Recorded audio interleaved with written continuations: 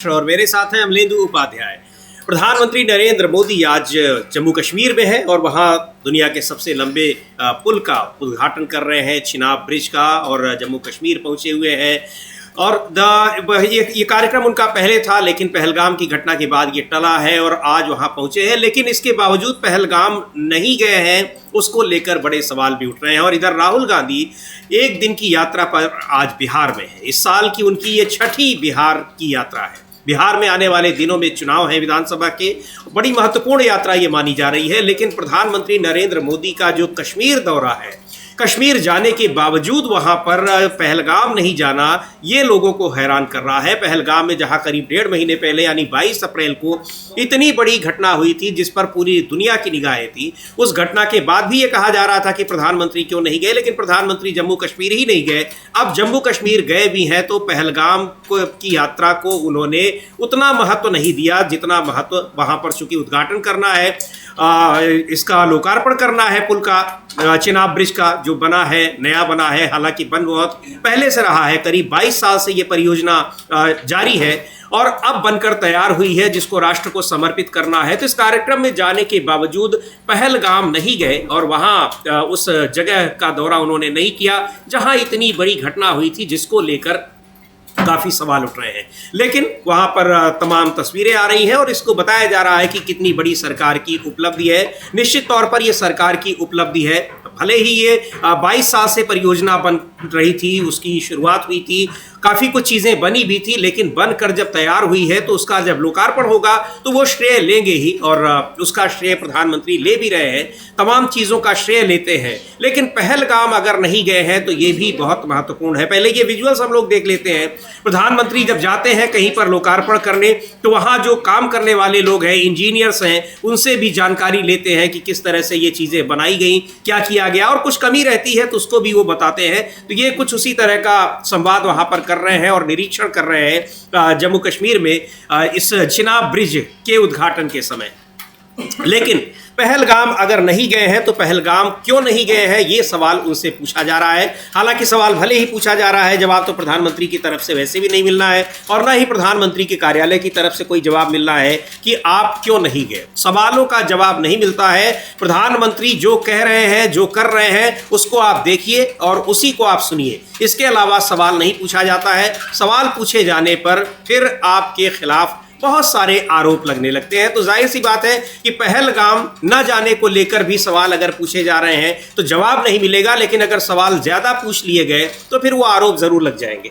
हाँ, बिल्कुल आरोप लग जाएंगे समीर जी, और आरोप ही नहीं लग जाएंगे बल्कि जो है प्रधानमंत्री अगर पहलगाम चले जाएंगे तो सवाल ये पूछा जाएगा कि वो 4 आतंकी कहाँ हैं जिन्होंने इस घटना को अंजाम दिया था। बिल्कुल, उनका क्या हुआ, जो आए थे और कहाँ चले गए, ये सवाल पूछे जाएंगे। सवाल ये भी पूछे जाएंगे कि सीज फायर आपने क्यों किया।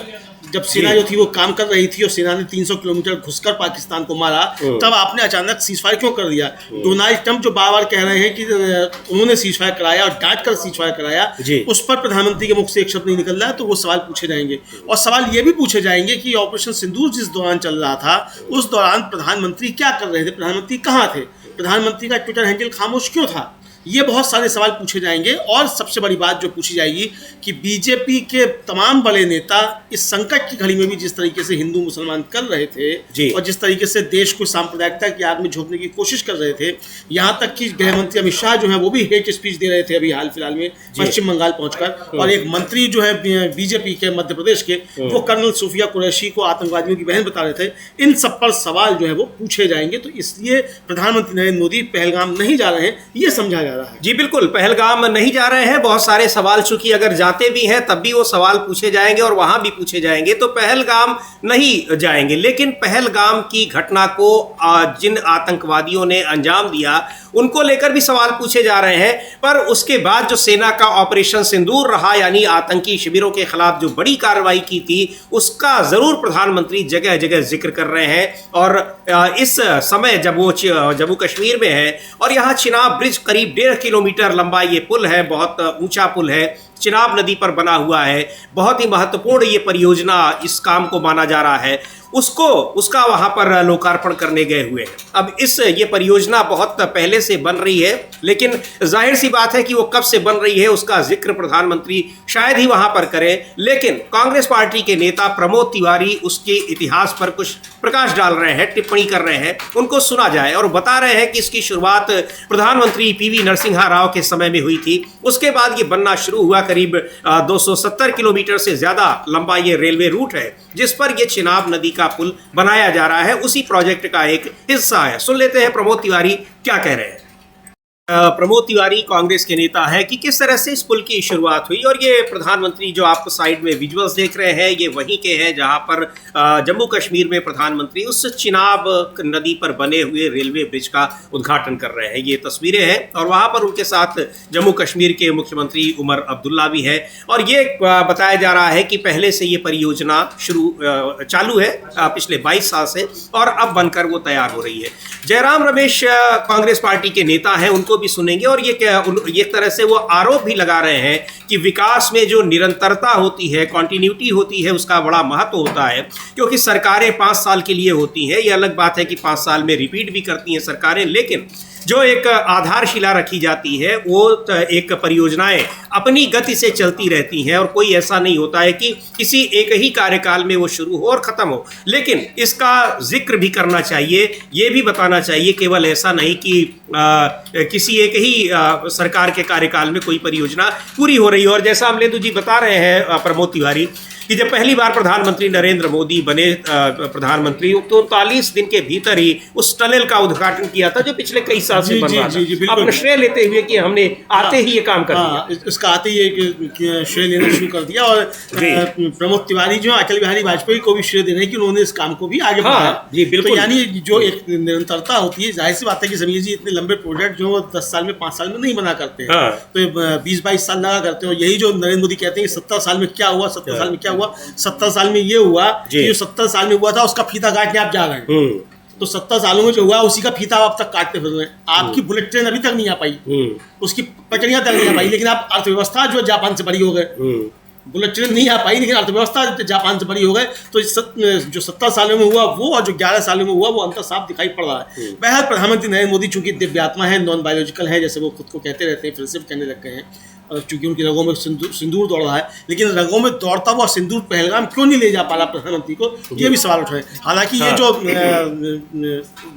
पुल है समीर जी, ये एक उपलब्धि है भारत की, और खासतौर से इंजीनियरिंग के क्षेत्र में और विकास के क्षेत्र में, दोनों क्षेत्र में। इंजीनियरिंग के क्षेत्र में इसलिए कि दुनिया का सबसे ऊंचा रेलवे आर्च जिसको बताया जा रहा है, नदी से 359 मीटर जो है ऊपर जो है ये तो दुनिया का सबसे ऊंचा रेलवे आर्च ब्रिज है। तो ये एक बड़ी उपलब्धि है। हालांकि इसकी इकोलॉजिकल जो स्टेटस है उसको लेकर बहुत सारी चिंताएं जताई जा रही है, चूंकि हिमालय के पहाड़ जो है कच्चे पहाड़ कहे जाते हैं, टनल उनमें बनाई जा रही है, उसके ये टनल जो सब बन रही है, इसी वजह से उत्तराखंड में बाढ़ की तबाही आई थी, कश्मीर में भी जो बाढ़ की तबाही आई वो भी इन पहाड़ों को जो खोदा जा रहा है उसके कारण आ रहा है। तो पर्यावरणविदों की अपनी एक चिंताएं हैं, लेकिन पर्यावरण और विकास के बीच में एक जो सामंजस्य बनाकर चलना चाहिए उस पर काफी ध्यान देने की आवश्यकता है। लेकिन सरकार पर्यावरण का तो विनाश कर रही है और विकास पर भी जो उसको विनाश की तरफ ले जा रही है। तो ये बहुत सारी चिंताएं लोगों की अपनी हैं अपनी जगहों पर, लेकिन ये एक उपलब्धि निश्चित तौर पर भारत की कही जा सकती है कि हमने ये करके दिखाया कि लगभग कहा जाए कि लगभग 30 सालों के बल्कि 35 सालों में एक हमने दुनिया को ये आश्चर्यजनक चीज दी कि नदी से 359 यानी सभी समझिए लगभग आधा किलोमीटर ऊपर जो है नदी से ये रेलवे का आर्च ब्रिज बन रहा है, जो दुनिया में अभी तक कहीं नहीं है। और दूसरे ये भी है कि इस दुर्गम इलाके में, वहां पर जहां जिस क्षेत्र में ये बन रहा है, जम्मू कश्मीर के बहुत ही दुर्गम इलाका है, और वहां इस तरह से ये एक बड़ी उपलब्धि है जहां ये निर्माण कार्य हुआ है और चिनाब नदी पर ये पुल बना है, जो कि एक लंबी रेलवे परियोजना का हिस्सा है। और एक बार सुनते हैं कि क्या कह रहे हैं जयराम रमेश कि किस तरह से जो विकास की योजनाएं बनती हैं, लॉन्ग टर्म योजनाएं बनती हैं, उनमें कॉन्टिन्यूटी का यानी निरंतरता का कितना महत्व होता है। निरंतरता का मतलब यह है कि उसकी शुरुआत एक बार होती है और उसके बाद आगे आने वाली सरकारें उसको कैसे बढ़ाती हैं, और निश्चित तौर पर उन सरकारों को भी श्रेय दिया जाना चाहिए जिन्होंने इसकी शुरुआत की है, जो बात थोड़ी देर पहले प्रमोद तिवारी कह रहे थे। तो सुनते हैं जयराम रमेश को क्या कह रहे हैं। हिस्सा है कि इस पर ये चिनाब नदी का पुल भी है, जो निश्चित तौर पर एक बड़ी उपलब्धि है जिसका आज उद्घाटन कर रहे हैं प्रधानमंत्री नरेंद्र मोदी। लेकिन उसमें ये कि खुद को ही सब कुछ बताने की जो एक तरीका है प्रधानमंत्री नरेंद्र मोदी का, उसकी आलोचना कर रहे हैं और कि उसका जिक्र वो नहीं करते हैं, अपने को ही वो महिमा मंडित करने की कोशिश करते रहते हैं, ये आरोप लगा रहे हैं जयराम रमेश। और आज ही जम्मू कश्मीर के में ही प्रधानमंत्री नरेंद्र मोदी जम्मू से लेकर और श्रीनगर तक एक वंदे भारत ट्रेन का भी एक उद्घाटन कर रहे हैं, उसको भी बहुत महत्वपूर्ण माना जा रहा है। एक बार सुनते हैं मनोज झा उस वंदे भारत ट्रेन को लेकर क्या कह रहे हैं।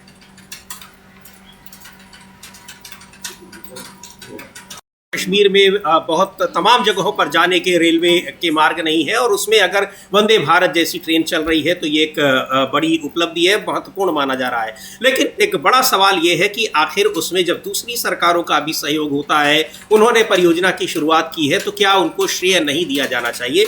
दिया जाना चाहिए, और ये सवाल उठा रहे हैं।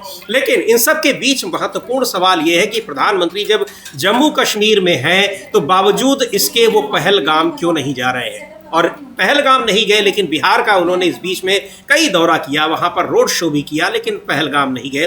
खैर, बिहार में इस समय राहुल गांधी पहुंच रहे हैं और बिहार में आगामी दिनों में यानी अगले कुछ महीनों में वहाँ विधानसभा के चुनाव होने हैं। लेकिन चुनाव से ठीक पहले बिहार सरकार जिस तरह से तमाम मुद्दों पर घिरी हुई है, बेरोजगारी और युवाओं का मुद्दा अपनी जगह है, लेकिन लॉ एंड ऑर्डर को लेकर जिस तरह से सरकार पर लगातार एक के बाद एक ऐसी घटनाएं हो रही हैं, सरकार की कार्यशैली पर सवाल उठ रहे हैं, उसको देखते हुए नीतीश कुमार की एनडीए सरकार, जिसमें भारतीय जनता पार्टी भी मुख्य सहयोगी है, उस पर कई सारे सवाल उठ रहे हैं। राहुल गांधी आज छठी बार बिहार का दौरा कर रहे हैं और वो इस गया में गए हुए हैं। गया के अलावा नालंदा भी जाएंगे, राजगीर में, और वहां पर संविधान सम्मेलन में लोगों को संबोधित करेंगे। नालंदा मुख्यमंत्री नीतीश कुमार का गृह नगर है, महत्वपूर्ण है। वहां पर जाकर राहुल गांधी जब वहां संविधान के बारे में बोलेंगे, संविधान सम्मेलन के बारे में, जो उनकी यात्रा लगातार संविधान सम्मेलन कई हो रहे हैं कांग्रेस पार्टी की ओर से, उसमें वो इस अपनी बात को करेंगे। और जो जातिगत जनगणना की मांग कांग्रेस पार्टी लगातार कर रही थी, विपक्ष कर रहा था, उसको सरकार ने अब स्वीकार किया है। उस स्थिति में वहां नालंदा में राहुल गांधी की ये सभा, संविधान सम्मेलन बहुत मायने रखता है, क्योंकि नालंदा एक ऐसा इलाका है अमलेंदु जी जो कि एक बैकवर्ड वोट्स के लिहाज से काफ़ी वो एक महत्वपूर्ण सेंटर माना जाता है। और चूंकि नीतीश कुमार का गृह जनपद भी है, गृह नगर भी है, तो वहाँ राहुल गांधी की मौजूदगी और संविधान पर चर्चा बहुत मायने रखती है। हाँ, बिल्कुल, संविधान पर चर्चा बहुत मायने रखती है। और राहुल गांधी जिस तरीके से लगातार संविधान का मुद्दा बना रहे हैं बिहार में खासतौर से, और बिहार के चुनाव में काफ़ी ज़्यादा मुद्दा बना रहे हैं, वो कांग्रेस को एक बूस्ट देने वाला भी है और बीजेपी और एनडीए के लिए एक परेशानी पैदा करने वाला भी है। राहुल गांधी वहाँ पटना एयरपोर्ट पर काफ़ी देर पहले पहुँच चुके थे और राजगीर में उस जिस सभा स्थल जो उनका जो मतलब हॉल है जिसमें उनका कार्यक्रम होना है, वहाँ लोग बेसब्री से राहुल गांधी का इंतजार कर रहे हैं। लेकिन एक बड़ा समीर जी बन रहा है, एक तरीके से कहा जाए, जो संयोग कहा जा सकता है, वो अभी तो जो वहाँ के दिलीप जायसवाल जो बीजेपी के अध्यक्ष हैं बिहार के, वो कल तो कह रहे थे कि राहुल गांधी को वो जो है 50 गाली दे सकते हैं। आज वो कह रहे हैं कि राहुल गांधी है, जो उनको इस साल में छठी बार राहुल गांधी जा रहे हैं, तो ये छठी का दूध राहुल गांधी किसको पिलाएंगे?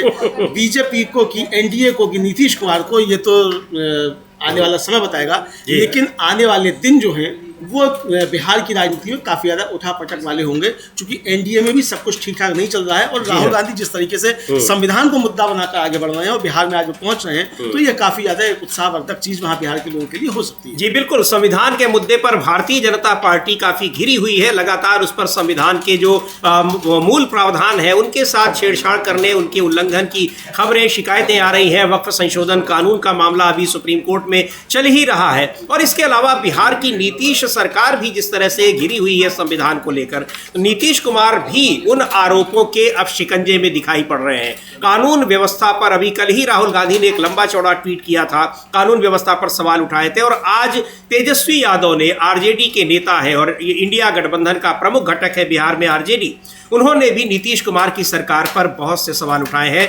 कानून व्यवस्था और हर मोर्चे पर फेल होने का आरोप लगाया है। सुनते हैं क्या कहा है तेजस्वी यादव ने।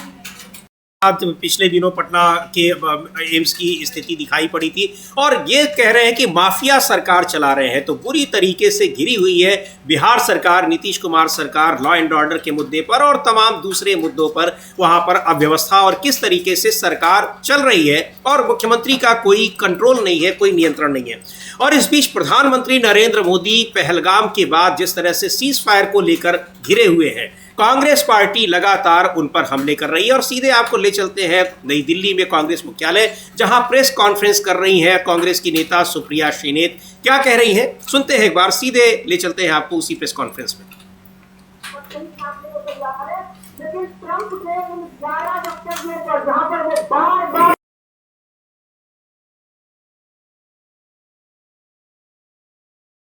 सीज फायर क्यों हुआ, यानी जो नरेंद्र सरेंडर की बात कही राहुल गांधी कि क्यों ऐसा हुआ, आप क्यों सरेंडर कर गए, अमेरिका क्या गया। और इस समय राहुल गांधी हैं बिहार में, अभी आपको हमने बताया गया में, उसके बाद फिर उनका संविधान सम्मेलन है नालंदा के राजगीर में। लेकिन इस बीच बड़ी खबर आ रही है कि राहुल गांधी के बिहार दौरे के दौरान मुख्यमंत्री नीतीश कुमार अचानक अपने 2 मंत्रियों के साथ पहुंचे हैं दिल्ली। किस वजह से पहुंचे हैं, क्या कारण हो सकता है और क्या उसका एजेंडा है, इसके बारे में अमलेंदु जी क्या जानकारी मिल रही है? हाँ, जो जानकारी मिल रही है समीर जी, उसके मुताबिक ये है कि नीतीश कुमार अपने 2 चौधरी मंत्रियों के साथ दिल्ली आए हैं और वहां से सुबह चले हैं वो पटना से। और जो 2 चौधरी मंत्री हैं उनमें एक अशोक चौधरी और दूसरे विजय चौधरी हैं। और ये अटकलें लगाई जा रही हैं कि वो विधानसभा चुनाव में सीटों के बंटवारे को लेकर यहाँ दिल्ली में बीजेपी नेताओं से मुलाकात करेंगे, क्योंकि सीटों के बंटवारे को लेकर काफी ज्यादा तनाव हो रहा है एनडीए में।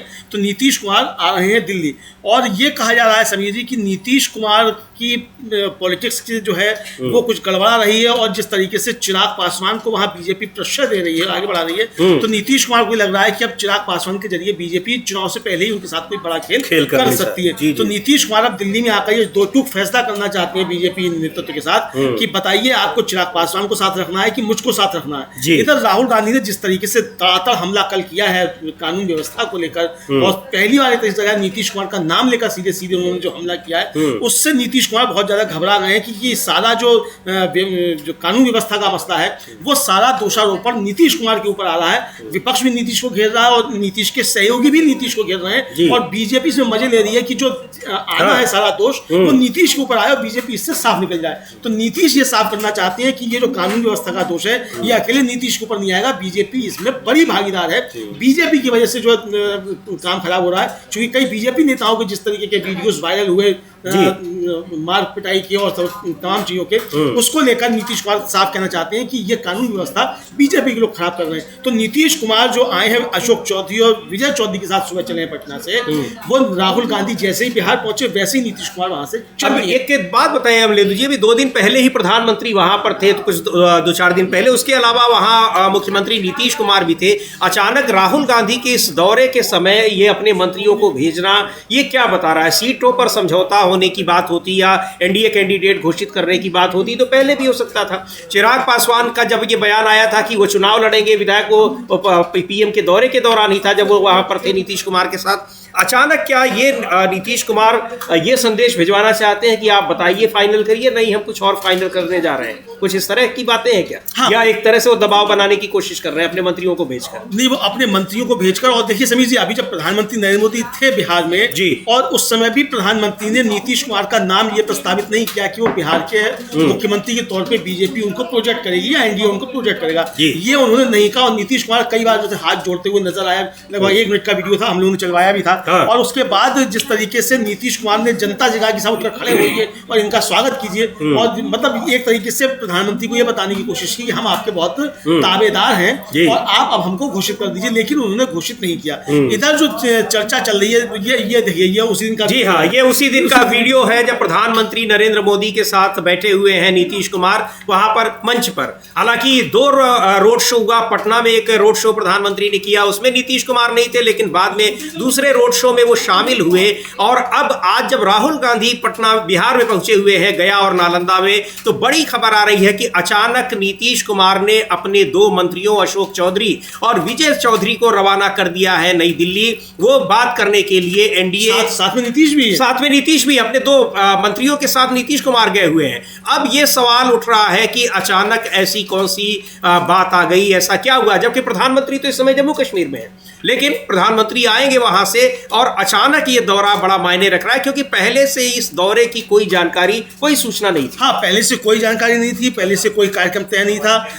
नीतीश कुमार का रहा हो कार्यक्रम, लेकिन सार्वजनिक तौर पर कार्यक्रम घोषित नहीं था। और कहा यह जा रहा है, जो सूचना आ रही है पटना से, कि ये कार्यक्रम अचानक बना है और सुबह ही अचानक ये कार्यक्रम बना है जी। और राहुल गांधी ने वहां जाकर, जैसे कल रात को जब राहुल गांधी ने सीधा सीधा हमला बोला, उसके बाद जो है वो जेडीयू में बेचैनी काफी ज्यादा बढ़ गई और ये लगने लगा कि बीजेपी नीतीश कुमार को डुबाकर ही मानेगी और विपक्ष इस मसले को काफी तेजी से उठा रहा है, खासतौर से राहुल गांधी आ रहे हैं। तो राहुल गांधी ने अभी तक, राहुल गांधी सिर्फ संविधान की बात कर रहे थे, जाति की जनगणना की बात कर रहे थे, कानून व्यवस्था को लेकर राहुल गांधी सीधे सीधे इस तरह की बात नहीं कर रहे थे। और जो मुजफ्फर कर भी रहे थे तो बिहार सरकार, नीतीश कुमार का नहीं, बीजेपी पे हमला कर रहे थे, बीजेपी हमला कर रहे थे, एनडीए पे हमला कर रहे थे, डबल इंजन की सरकार कह रहे थे, लेकिन नीतीश कुमार का नाम नहीं ले रहे थे। अब राहुल गांधी ने सीधे सीधे नीतीश कुमार का कल नाम लेकर ट्वीट किया है। और समझिए जिस तरीके से लगातार वहां बिहार कांग्रेस जो है वो नीतीश कुमार को घेर रही है, वहां के जो स्वास्थ्य मंत्री हैं मंगल पांडे, उनके घर पे प्रदर्शन हो रहा है, जगह जगह प्रदर्शन हो रहे हैं। और कल तो काफी ज्यादा जो मंगल पांडे घर पर विवाद हुआ, कांग्रेस के नेताओं ने वहां प्रदर्शन किया।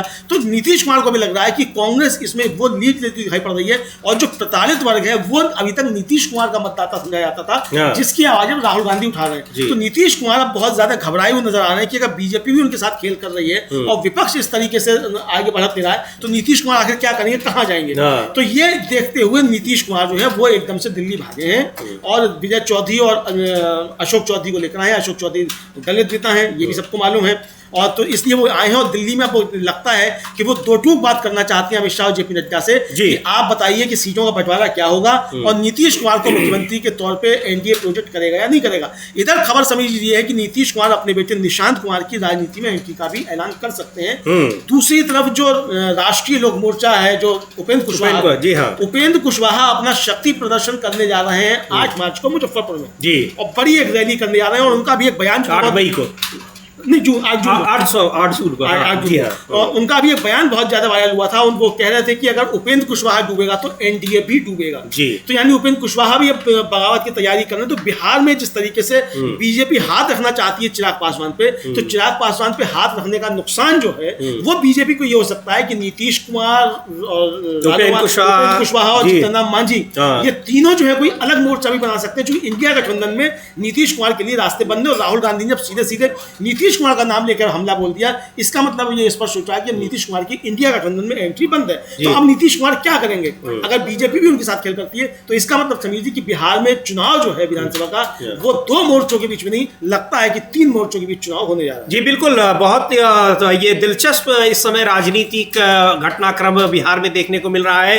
राहुल गांधी नालंदा गए हुए हैं, बिहार के नालंदा में। नालंदा है गृह जनपद है मुख्यमंत्री नीतीश कुमार का, लेकिन उनके नालंदा पहुंचते ही नीतीश कुमार अपने 2 मंत्रियों के साथ दिल्ली अचानक आ गए, जिसकी पहले कोई सूचना नहीं थी। और अचानक अब ये कोई फाइनल बात करने आए हैं। हालांकि इसके बारे में कोई जानकारी नहीं दी गई है, बताया भी नहीं गया है कि क्यों अपने अशोक चौधरी और विजय चौधरी के साथ नीतीश कुमार दिल्ली आ रहे हैं। लेकिन माना यह जा रहा है कि कोई फाइनल बातचीत, चाहे वो सीट शेयरिंग का मुद्दा हो, चाहे वो सीएम कैंडिडेट घोषित करने का मुद्दा हो, क्योंकि सबसे बड़ा मुद्दा इस समय जो है नीतीश कुमार के लिए, जेडीयू के लिए, वो यही है कि उनको घोषित करें सीएम कैंडिडेट एनडीए। लेकिन प्रधानमंत्री ने, जब प्रधानमंत्री 2 दिन के दौरे पर बिहार में थे, तब भी उन्होंने घोषणा नहीं की। और अब ये दिलचस्प मामला है, ये राजगीर की तस्वीरें हैं, नालंदा के राजगीर की, जहां राहुल गांधी पहुंचे हुए हैं और नालंदा नीतीश कुमार का गृह जनपद है। बहुत ही तो गया की तस्वीरें हैं राहुल गांधी की। गया के बाद उनको नालंदा जाना है, राजगीर जाना है। लेकिन दिलचस्प मोड़ पर बिहार की राजनीति दिख रही है अमलेंदु जी, और इसमें नीतीश कुमार पूरी तरीके से बीजेपी के जाल में फंसे हुए हैं और बीजेपी के कारण अब उनके लिए दूसरे गठबंधन के रास्ते भी बंद हो गए। हाँ बिल्कुल, दूसरे गठबंधन के रास्ते बंद हो गए। और जबकि पहले चिराग पासवान और कांग्रेस सब जो थे उनको ऑफर भी दे रहे थे, और चिराग पासवान तो साफ साफ, लालू प्रसाद यादव ने तो साफ साफ कह दिया था कि आए और आकर काम करें, और वो तो खुद ही इधर उधर भागते रहते हैं। लेकिन नीतीश कुमार को लगा कि शायद बीजेपी उनको बना देगी और बीजेपी उनको आगे ढोएगी। लेकिन अब बीजेपी जो राजनीति कर रही है समीर जी, उसमें साफ तौर पर दिख रहा है कि बीजेपी की राजनीति अब नीतीश कुमार को धक्का देने की है, और वो नीतीश कुमार का जितना इस्तेमाल करना चाहती थी कर चुकी। अभी भी बीजेपी चाहती तो ये है कि नीतीश कुमार का इस्तेमाल किया जाए, लेकिन नीतीश कुमार को कुछ दिया ना जाए। ये बीजेपी चाहती है, उसी रणनीति पर बीजेपी काम करती हुई दिखाई पड़ती है। लेकिन नीतीश कुमार भी, जैसे कि लालू प्रसाद यादव ने भरे सदन में कहा था कि उनके हमारे तो मुंह में दांत हैं और नीतीश कुमार के पेट में दांत हैं। तो नीतीश कुमार के जो पेट के दांत बकौल लालू प्रसाद यादव हैं, वो बीजेपी शायद अभी गिन नहीं पाई है, और थोड़ी सी चालाकी बीजेपी ने की है नीतीश कुमार के साथ, उसका खमियाजा बीजेपी को भुगतना पड़ सकता है। नीतीश कुमार खुद तो डूबेंगे ही, बीजेपी को भी लेकर डूबेंगे। भले ही ये बात उपेंद्र कुशवाहा ने कही हो कि उपेंद्र कुशवाहा डूबेगा तो एनडीए डूबेगा, लेकिन नीतीश कुमार अगर डूबेंगे तो डूबेगा एनडीए भी, बिहार में भी और केंद्र में भी। जी बिल्कुल, बिहार में चूंकि केंद्र की सरकार भी नीतीश कुमार की पार्टी के सांसदों की बदौलत चल रही है, यानी जेडीयू, और दूसरी तरफ तेलुगु देशम पार्टी के सांसदों की बदौलत। तो जाहिर सी बात है कि इस समय बड़ा मुद्दा यही है कि बिहार में अगर नीतीश कुमार अलग होते हैं तो ये सीधे तौर पर इसका नुकसान होगा केंद्र सरकार पर। लेकिन अब एक प्रधानमंत्री गए और उस समय जो नीतीश कुमार की मुलाकात हुई, उससे यही लगा कि बहुत बेहतर तरीके से मुलाकात हो रही है, बहुत सौहार्दपूर्ण तरीके से हो रही है। लेकिन आज राहुल गांधी के अचानक गया और नालंदा पहुंचते ही नीतीश कुमार जब दिल्ली आए हैं, तो ये अब दिख रहा है कि नीतीश कुमार क्या चाहते हैं, और एक बहुत बड़ा दबाव बनाने की कोशिश कर रहे हैं नीतीश कुमार बीजेपी के ऊपर कि उनको सीएम कैंडिडेट घोषित करें और सीटों के बारे में, सीटों का तालमेल कैसे होगा इसके बारे में स्पष्ट करें। और यही स्पष्टता चाह रहे हैं उपेंद्र कुशवाहा भी अमलेंदु जी। और जाहिर सी बात है कि जो चिराग पासवान दबाव बना रहे हैं, बीजेपी का क्या उसके पीछे कितनी बैकिंग है ये अलग बात है, लेकिन उस बैकिंग हो या ना हो, चिराग पासवान भी दबाव बनाकर ज्यादा से ज्यादा सीटें हासिल करने की कोशिश में लगे हैं। लेकिन सवाल ये है कि जब सारी सहयोगी पार्टियां ही, चाहे जीतन राम मांझी हो, उपेंद्र कुशवाहा हो, या फिर चिराग पासवान हो, नीतीश कुमार, इन्हीं के 20 सीट बढ़ जाएगी तो बीजेपी कितनी सीटों पर चुनाव लड़ेगी? हाँ, तो बीजेपी का अपना चिंता स्वाभाविक है कि भाई लगातार कम सीट पे भी नीतीश कुमार को मुख्यमंत्री बना रही है जी। और हालांकि पिछली बार तो बीजेपी ने खेल किया था नीतीश कुमार के साथ, और खेल वही करना चाहती थी जो एकनाथ शिंदे के साथ अभी किया है उसने, तो पहले भी करना चाहती थी, लेकिन वो परिस्थितियां ऐसी बनी कि वो खेल के लायक ही बीजेपी नहीं रही। तो बीजेपी लेकिन अब वो खेल जरूर करना चाहती है, वो नीतीश कुमार को और ढूंढना नहीं चाहती। लेकिन नीतीश कुमार के बिना बीजेपी का काम ही नहीं चलना, नीतीश कुमार को ये अच्छे तरीके से मालूम है। तो नीतीश कुमार अब इस मौके का फायदा उठाना चाहते हैं कि 25 से 30 जो नीतीश ने नारा दिया है, 25 से 30 बीजेपी को नीतीश कुमार को ढोना पड़ेगा। नीतीश कुमार इस बात की पक्की गारंटी चाहते हैं, और अगर बीजेपी नहीं ढोएगी तो नीतीश कुमार बीजेपी को अपनी पीठ से उतार देंगे और बीजेपी को बीच पानी में डुबो देंगे। नीतीश कुमार ये तय कर चुके हैं, ऐसा समझा जा रहा है सभी। बिल्कुल, और आज इस यात्रा से अचानक जो दिल्ली की यात्रा उन्होंने पटना से दिल्ली की ओर निकल पड़े अपने 2 बहुत ही प्रभावी मंत्रियों के साथ, तो ये एक बड़ा संकेत है कि किस तरीके से जो ओबीसी की राजनीति, प्रधानमंत्री अगर ओबीसी, ये इसमें भी बड़ा सिंबोलिज्म है अमलेंदु जी कि अपने जो दलित समुदाय के नेता हैं अशोक चौधरी, उनको लेकर पहुंचे हुए हैं, सीधे तौर पर ये बताने की कोशिश कि अगर आप दलित और ओबीसी का एजेंडा चलाना चाह रहे होंगे, उसके जरिए आप जेडीयू को खत्म करने की कोशिश कर रहे होंगे एलजेपी को आगे करके, तो आप उसमें सफल नहीं हो पाएंगे। शायद ये बताने के लिए उन्होंने अपने इन 2 मंत्रियों का चुनाव किया हो नीतीश कुमार ने। हाँ बिल्कुल, इन 2 मंत्रियों का उन्होंने इसलिए चुनाव किया होगा, और ये बताने के लिए कि मजबूत उनके लोग हैं। आप अगर संजय झा और ललन सिंह के दम पे अगर कुछ करना चाहते हैं तो उसमें आप सफल नहीं होंगे। ये चूंकि ये आरोप लगते रहते हैं कि बीजेपी ललन झा और संजय झा के जरिए जेडीयू को खत्म करना चाहती है, तो नीतीश कुमार ये संकेत दे रहे हैं कि भाई उनके पास यही 2 नहीं है लोग, और भी उनके पास बहुत लोग हैं, और आप जेडीयू को इतनी आसानी से खत्म नहीं कर सकते कि आप जेडीयू को घोल कर पी जाएं। जेडीयू AIADM के नहीं है, ये बताने की कोशिश कर रहे हैं नीतीश कुमार, और लगातार ये संकेत बीजेपी को देते हैं कि आप JDU को AIADM के मत समझिए कि आप तोड़फोड़ करवा देंगे और अपने साथ इस तरीके से मिला लेंगे। तो AIADM के नहीं है, और बिहार की राजनीति तमिलनाडु की राजनीति भी नहीं है कि आप वहाँ जयललिता का किस तरीके से इस्तेमाल कर लें और उसके बाद AIADM के का आप किस तरीके से इस्तेमाल करें। तो ये आप नहीं कर सकते। ये संकेत नीतीश कुमार बार बार दे रहे हैं समीर जी। बिल्कुल, बार बार वो अपना ये संकेत दे रहे हैं, अपनी मजबूती, वो अपनी ज़रूरत भी बता रहे हैं। लेकिन इन सब के बावजूद बीजेपी पिछले कुछ महीनों से जिस तरह से नीतीश कुमार को किनारे करने की कोशिश कर रही है, उनकी पार्टी को कमज़ोर करने की कोशिश कर रही है, उसको देखते हुए ये कहा जा रहा है कि नीतीश कुमार सिर्फ और सिर्फ एक वजह से NDA के साथ बने हुए हैं, और वो वजह है कि आगामी चुनाव में भी उनको मुख्यमंत्री का कैंडिडेट घोषित करें। लेकिन क्या होता है क्या नहीं होता है, पर एक बार फिर बाजी पलटने की कोशिश में है नीतीश कुमार, और एक दबाव बनाने की कोशिश कर रहे हैं कि सीट शेयरिंग के मुद्दे पर जल्दी से जल्दी कोई समझौता हो। और इधर राहुल गांधी पहुंचे हुए हैं गया और नालंदा। गया में उनका कार्यक्रम है, दशरथ मांझी के घर वो जाएंगे, दशरथ मांझी की मूर्ति पर माल्यार्पण करेंगे। दशरथ मांझी वही व्यक्ति हैं जिन्होंने पहाड़ काट कर सड़क बना दी थी और बड़ा काम किया था, उन पर फिल्म भी बनी थी। और दशरथ मांझी के परिजनों से मुलाकात के पीछे भी बड़ा संदेश है। राहुल गांधी की ये छठी यात्रा है पिछले एक साल के भीतर, अभी यानी साल का आधा साल बीता है, और इस आधे साल में वो 6 बार बिहार की यात्रा कर चुके हैं। हाँ, ये बिहार की छठी यात्रा है, और ये छठी यात्रा 6 महीने में ये नीतीश सरकार के सौजन्य से ही समझी जा सकती है, क्योंकि ये कार्यक्रम मई में होना था, उस समय कार्यक्रम स्थल की अनुमति नहीं मिली। अब वो जून में जाकर दी, और देखिए जून में भी तारीख क्या मिली, 6 जून। 6 तो ये छठी का दूध पिलाने की जो हमने बात कही थी समीर जी, ये साफ तौर पे देखा जा सकता है कि वो छठी का दूध पिलाने की बात किस तरीके से सिर्फ तारीखों से मिल रही है। यानी एक तरह से कहा जाता है, जो कहा था, जो नीतीश कुमार ने कल ही याद किया था JP को, JP ने कहा था विनाशकाली विपरीत बुद्धि। तो ये क्या खुद नीतीश सरकार के ऊपर ये साबित होता हुआ कि आपने स्थगित, आपने जो थी कैंसिल की परमिशन कार्यक्रम स्थल की, और 6 जून की आपने दे दी, 6/6 की। तो 6/6 की वो छठी का दूध राहुल गांधी किस तरीके पिलाने जा रहे हैं, ये साफ तौर पर ऐसे भी समझ में आ गया समीर जी कि नीतीश कुमार को सुबह ही सुबह चलना पड़ा है दिल्ली राहुल के बिहार पहुंचते ही। तो यानी ये 6 तारीख का मामला जो है कुछ ना कुछ कमाल दिखाता हुआ दिखाई पड़ रहा है। नीतीश कुमार कितने बेचैन हैं और कितना दिल्ली में आकर मोदी और शाह को बेचैन करते हैं, ये देखने वाली बात होगी। जी बिल्कुल, ये देखने वाली बात होगी। और उधर कानून व्यवस्था के मुद्दे पर बुरी तरह से घिरी पहले से ही है। राहुल गांधी ने कल एक लंबा चौड़ा ट्वीट किया था, और आज तेजस्वी यादव ने, RJD के नेता तेजस्वी यादव ने बड़े सवाल उठाए हैं नीतीश कुमार पर। एक बार सुनेंगे तेजस्वी यादव क्या कह रहे हैं और किस तरीके से कानून व्यवस्था और जो सुशासन की बात की जाती है, सुशासन के दावे करते हैं। ये सुशासन के दावे कुछ उसी तरीके से खोखले दिखाई पड़ रहे हैं जिस तरह से कभी गुजरात मॉडल की चर्चा हुआ करती थी। सुन लेते हैं क्या कहा है तेजस्वी यादव ने। में है अमलेंद्र जी, आपको याद होगा कुछ जो चिराग पास तेजस्वी यादव नीतीश कुमार के लिए जो कह रहे हैं, तो कुछ वैसे ही नहीं है जैसे कभी उत्तर प्रदेश में एक मुख्यमंत्री हुआ करते थे राम प्रकाश गुप्ता। ये कह रहे हैं कि अपने मंत्रियों को नहीं पहचानते हैं। हालांकि अब ये जो जिन दो मंत्रियों को लेकर नीतीश कुमार गए हैं, दिल्ली आए हुए हैं, उनको तो ज़रूर पहचान रहे होंगे, और वो कितने काम के हैं, क्यों उनको लाए हैं, ये सारा कुछ सोच के ही तो लाए होंगे। हाँ बिल्कुल, कुछ सोच के लाए होंगे। देखिए नीतीश कुमार के बारे में कुछ भी कहा जा रहा हो, लेकिन वो अपने मामले में पूरे चौकस हैं।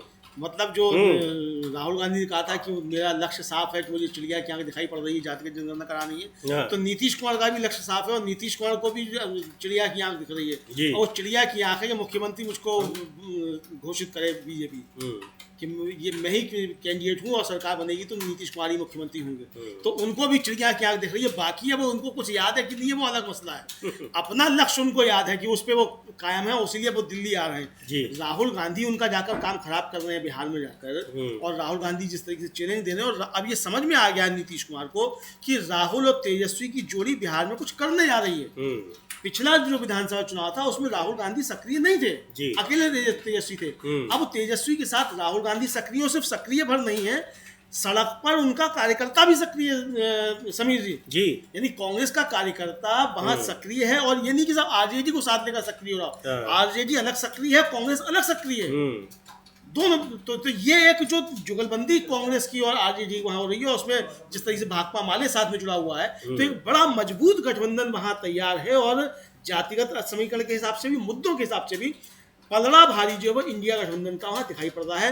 मुद्दों के आधार पर भी और समीकरणों के आधार पर भी अब नीतीश कुमार और एनडीए गठबंधन जो है वो पिछड़ता हुआ दिखाई पड़ रहा है। पहले तो अभी तो यही तय होना है कि चिराग पासवान साथ में रहेंगे कि नहीं रहेंगे, या उपेंद्र कुशवाहा रहेंगे कि नहीं रहेंगे, कि नीतीश कुमार रहेंगे कि नहीं रहेंगे, कि मांझी रहेंगे कि नहीं रहेंगे, ये अभी तक तय ही नहीं हो पाया। और नीतीश कुमार चेहरा होंगे कि नहीं होंगे, ये सारी चीजें तय नहीं हो पाई है। तो ये दिक्कत वहाँ एनडीए में है, इसीलिए नीतीश कुमार को भागकर दिल्ली आना पड़ा। जी बिल्कुल। तो नीतीश कुमार इस समय दिल्ली में है और आपको बता दें कि राहुल गांधी आज एक दिन के कार्यक्रम में गया गए हुए हैं, पटना के गया और नालंदा मुख्यमंत्री नीतीश कुमार का गृह जनपद है। लेकिन नीतीश कुमार अचानक अपने 2 मंत्रियों के साथ, अशोक चौधरी और विजय चौधरी के साथ पटना से दिल्ली की ओर रवाना हो गए हैं। दिल्ली ये पहुंच भी गए होंगे और ये प्रोग्राम उनका अचानक बना है। अचानक प्रोग्राम उन्होंने क्यों बनाया, क्या वजह थी, किस मुद्दे पर बातचीत करने के लिए आ रहे हैं, जबकि प्रधानमंत्री नरेंद्र मोदी भी इस समय जम्मू कश्मीर में है। लेकिन बहुत महत्वपूर्ण माना जा रहा है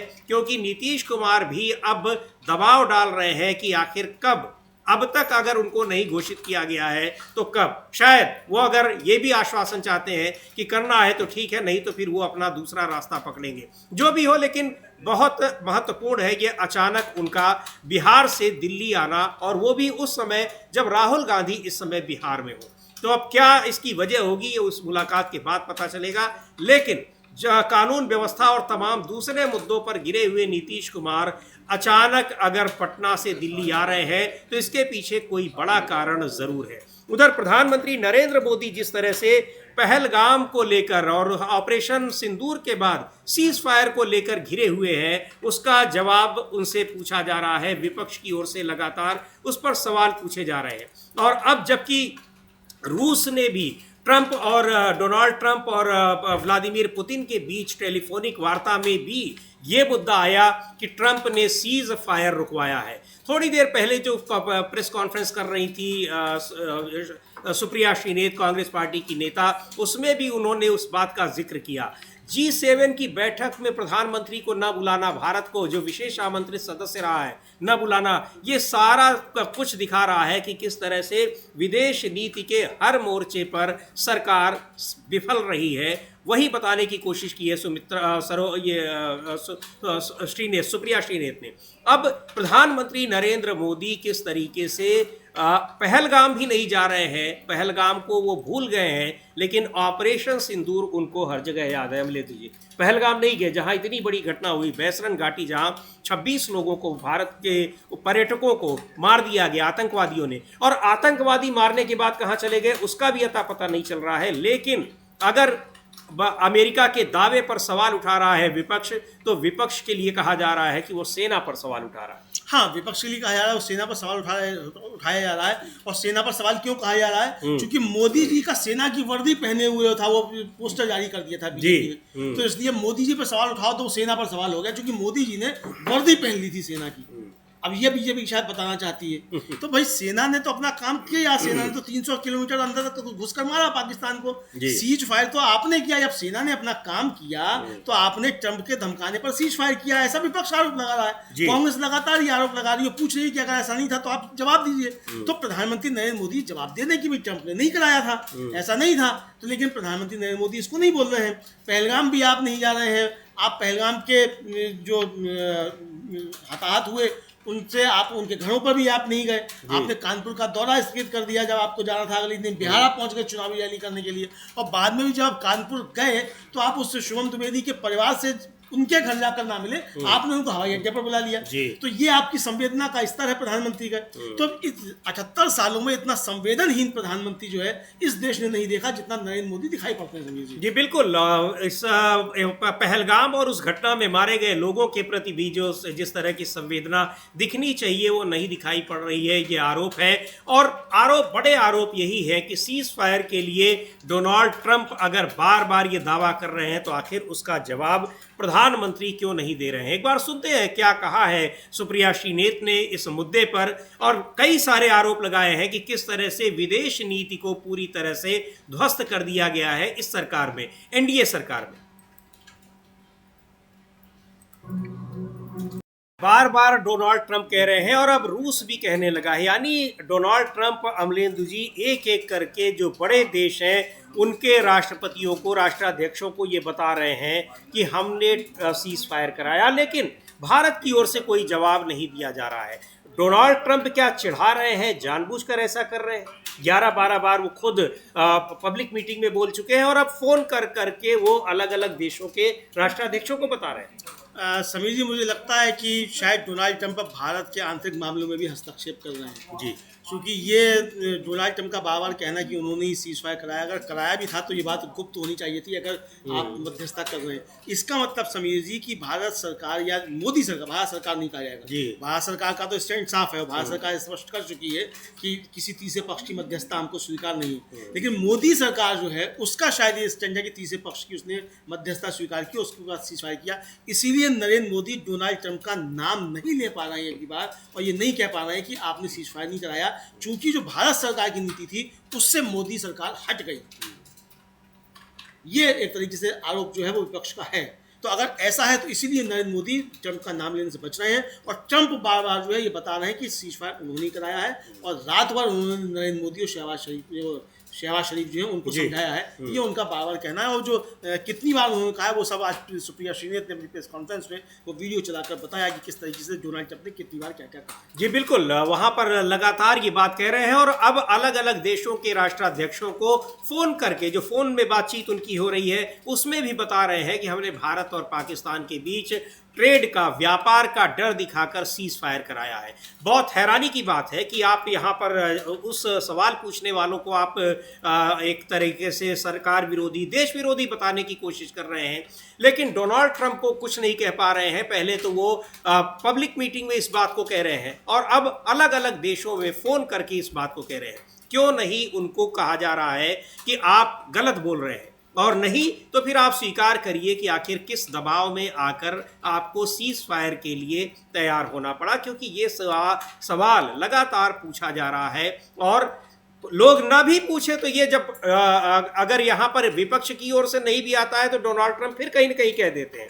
अब वो रूस के राष्ट्रपति से फ़ोन करके कह रहे हैं, चीन के राष्ट्रपति से फ़ोन करके कह रहे हैं, अलग अलग जगहों पर। तो ये क्या है, क्यों ऐसा वो कर रहे हैं? इसका मतलब सरकार कुछ छिपा रही है और सरकार से अगर सवाल पूछा जा रहा है तो सवालों को कैसे टाला जाए उसकी कोशिश में लगी है। संसद का विशेष सत्र बुलाने की मांग तो स्वीकार की ही नहीं, पूरा का पूरा विपक्ष एकजुट होकर इंडिया गठबंधन ने पत्र लिखा, लेकिन उसके बाद आया कि नहीं, अब विशेष सत्र नहीं बुलाया जाएगा, अब सीधे मानसून सत्र बुलाया जाएगा। खैर, सवाल तो पूछा ही जाएगा, चाहे मानसून सत्र में ही पूछा जाए, लेकिन ये ऐसा मुद्दा है कि बुरी तरीके से घिरे नजर आ रहे हैं प्रधानमंत्री नरेंद्र मोदी, और उधर बिहार की राजनीति जिस तरह से लगातार करवटें बदल रही है, आने वाले चुनाव में, विधानसभा चुनाव में बड़ा ही दिलचस्प एक राजनीतिक समीकरण वहां देखने को मिलने वाले हैं। बने रहिए डीबी लाइव के